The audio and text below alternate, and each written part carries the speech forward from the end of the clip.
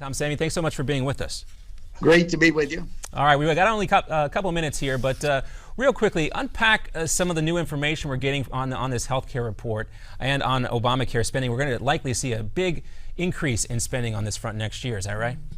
There's no doubt about that. We're going to see a big increase in spending. The whole idea of Obamacare, as you want to call it, that is to increase demand for healthcare and somehow control total healthcare expenditures by using price controls. And those two things are just don't go together, and they're not going to happen.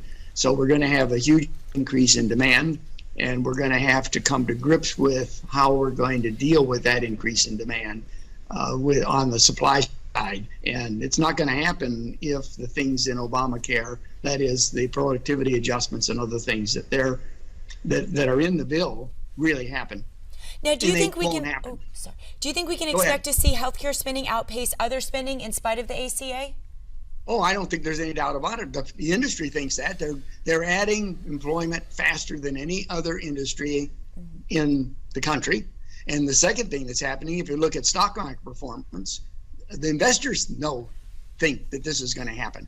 Everyone thinks that this is going to be the boon to healthcare that the hospitals and the doctors who supported the bill thought it was going to be. I don't think there's any doubt about it, that the industry's expanding like crazy. They're expecting a boom, and they're not expecting a boom to make less profits. They're expecting a boom to make more profits. And that's where they're headed.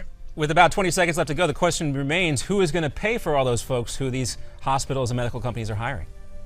Well, they're going to have to be paid. As I tell people, the Congress is not going to let the health care shelves be empty.